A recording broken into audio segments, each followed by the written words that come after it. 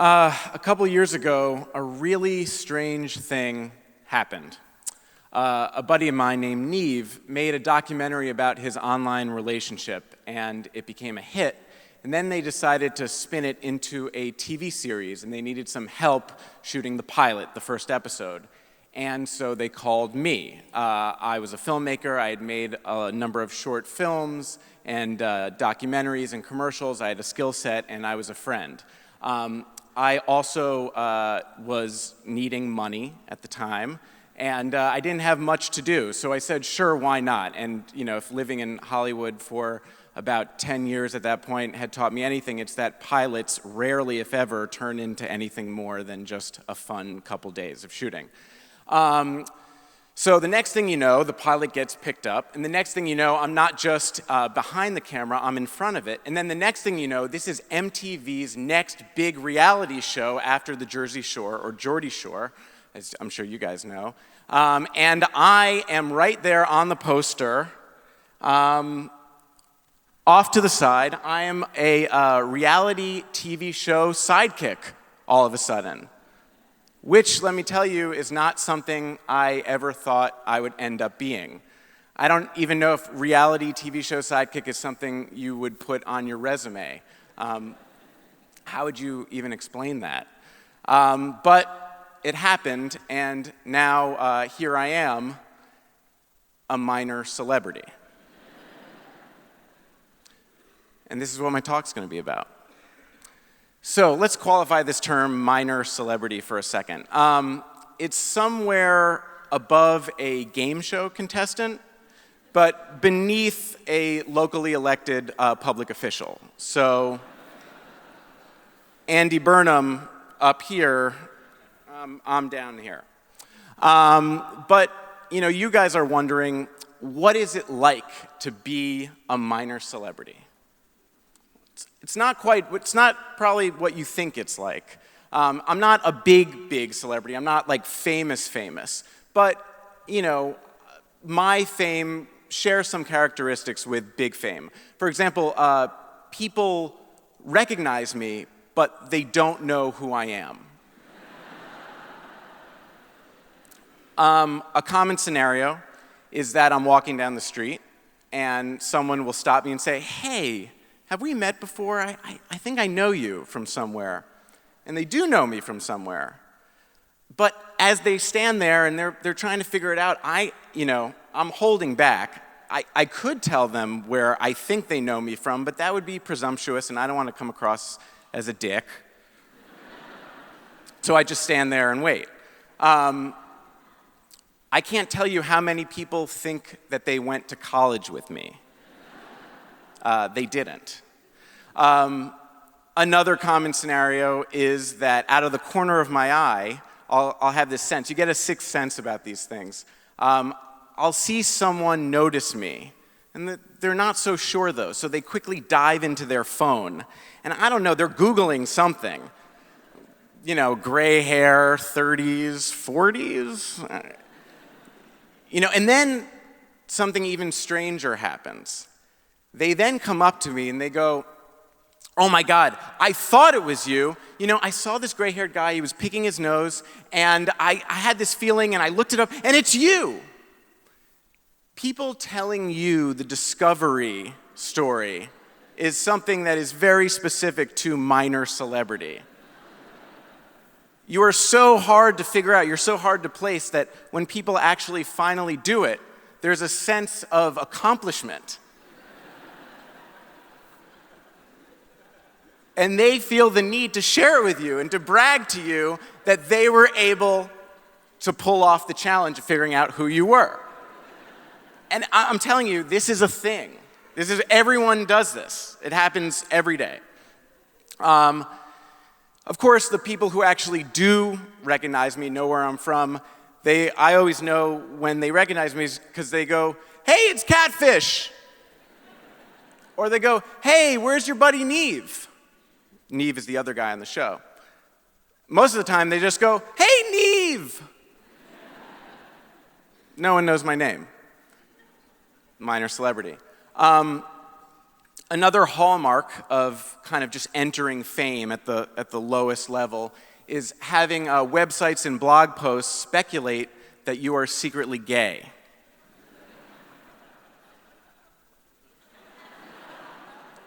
For a while, if you typed Max Joseph into a Google search window, gay ? Was the first thing that popped up. So that's when you know you've made it. So there are some upsides to being specifically a minor celebrity. One thing that's just totally unfair about life is that celebrities get free shit all the time. If you're Anthony Hopkins or George Clooney and you say that you like Lamborghinis, there's a good chance that a Lamborghini is going to show up in your driveway the next day.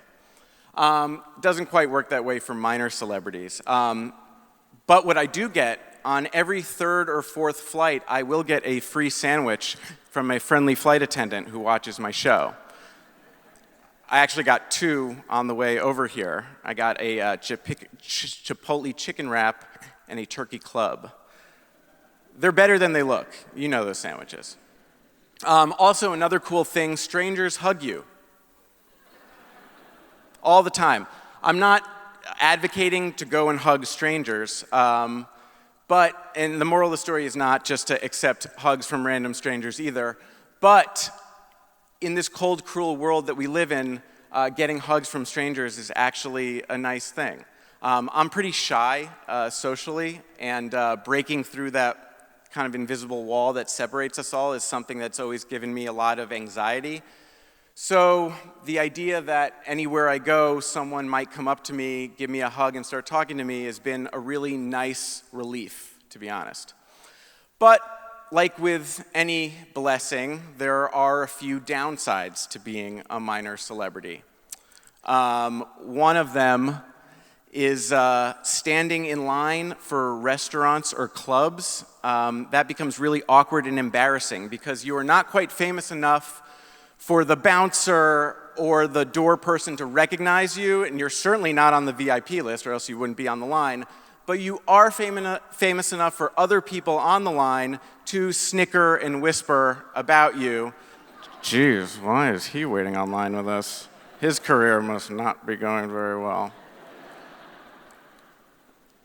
It's awkward. I wish I could get on more of those VIP lists.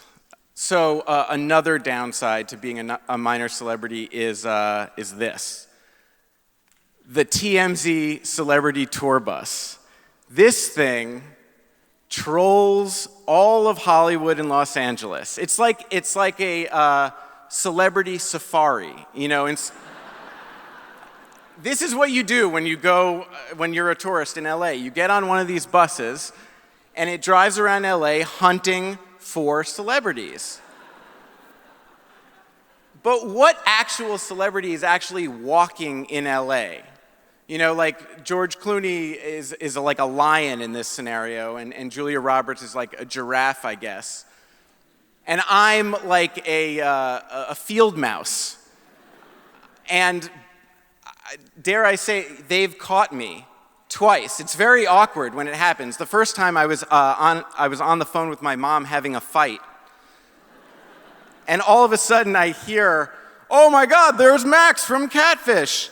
And I turn around and there's this bus, and it pulls over. It doesn't just keep going, it pulls over, and the guy gets out. He's got the camcorder and everything. This is more for the benefit of the people on the bus than it is for an actual lead on a story. And he runs up to me, and he's got the camera in my face. Anyway, I have to hang up with my mom. That was the end of that call. Another time the bus got me, I was walking with I wrote a movie and directed it a few years ago, and my co-writer is a girl. She's about my age, and we were walking together, talking intensely about some plot points in the movie and how we wanted a scene to go. And of course, the TMZ tour bus pulls up behind us, and all of a sudden, the guy says, "Oh my God, who's the girl, Max? Hope it's your wife." I froze. I didn't know what to do or say. I knew anything I did say could end up somewhere. And again, I'm really bad at being a celebrity. I don't know what to say or how to handle myself, so I just froze. And it was a one-way street, so I just started walking the other way. But for the last 6 years or so, I have lived my life now as a minor celebrity. It was 30 when it happened, so I lived for a long time in anonymity, enjoying, people watching and nose picking and other things you do when you know that no one's really paying attention. But it's been a really interesting journey, and there are a few insights that you pick up along the way. Here are my 4 kind of biggest takeaways, observations from having lived the last couple years as a minor celebrity. Okay. The first observation is that autographs are out and selfies are in. Okay, when I was a kid, all you did was get autographs. Now it's all about the selfies, which is a relief because autographs are really fucking hard. One, you need a pen. I can't tell you, people come up to me, once in a while people come up to me and ask me for an autograph, and then they pull like a crumpled up receipt out of their pocket, and they ask me if I have a pen. I don't have a pen. Also, when you do an autograph, you need to spell someone's name correctly, which is really hard these days. And then you need to kind of custom write a note to someone, knowing the whole time that the autograph itself will just end up in the drawer with the old remote controls anyway. So it just seems like a waste of time and it's futile, and you know that they just want a selfie anyway. Selfies are a lot easier, a lot quicker, and a lot more painless. Okay. Second observation is that it takes a lot of guts to come up and interrupt a celebrity of any kind when they're in the middle of something. So when people come up to me, it's not uncommon for them to be shaking or for their heart to be kind of pounding in their chest. I can tell when my arm is around them and we're taking the selfie, I can feel their heart pounding, or if they're holding the phone, I have to generally actually take the phone out of their hand because it's shaking too much, which is funny. But what you realize is that they've just spent the last X odd minutes psyching themselves up to come up to you. This is something that I've experienced going up to girls, but I certainly, this is the first time I've seen people psyching themselves up to come up to me. And what you realize is that when you hug them or take a selfie with them, the thing that might make their morning or afternoon or day about meeting a celebrity is not that they're meeting some gray-haired sidekick from a reality show on MTV. It's that they just forced themselves out of their comfort zone to do something scary, and it worked out. And I love being part of that process. It's a total win-win. Again, in this world of many zero-sum games and a lot of hate, being on the other side of that fear exposure is a really beautiful thing. Which leads me to my third observation, which is that if you say anything, if you ask them a question, if you ask them where they're going, or you say you like their shirt, or you engage in any conversation of any kind, that magic of celebrity vanishes. All of a sudden they're like, huh? Who's this guy? Why does he want to be my friend? What's wrong with him? He's a total stranger. Why am I hugging him? The veil of celebrity is very, very thin. When people come up to you, they want to tell you a story. They want to tell you the story of how they figured out you were you. Or they want to tell you a story about how they were in an online relationship once and it worked out or it didn't work out. But the point is that when they come up to you, they want to say something to you. They do not want you to say anything to them. And it took me a while to learn this. Now, when people come up to me and ask me for pictures or anything, it's great. I remain very aloof, And I just kind of say the bare minimum, and it works out, because that's actually what they want. They want the veil to remain. They want to talk to a celebrity. They don't want to talk to someone who actually wants to be friends with them or to be interested in them. It's kind of sad, but true. And the fourth insight and takeaway, and this is my favorite part of being a minor celebrity, aside from the free sandwiches on airplanes, is that I get the best version of people. People show me their best selves. And I'm not trying to brag. I think that most minor celebrities would tell you this. Major celebrities, it's different, and I'll explain. So what I mean by I get people's best selves, I'll tell you a story. It's not a long story. It's actually a very quick and not very specific story. It's like 6 a.m., I've just gotten into New York, I'm flying in for some reason or another, and I go to get coffee, right?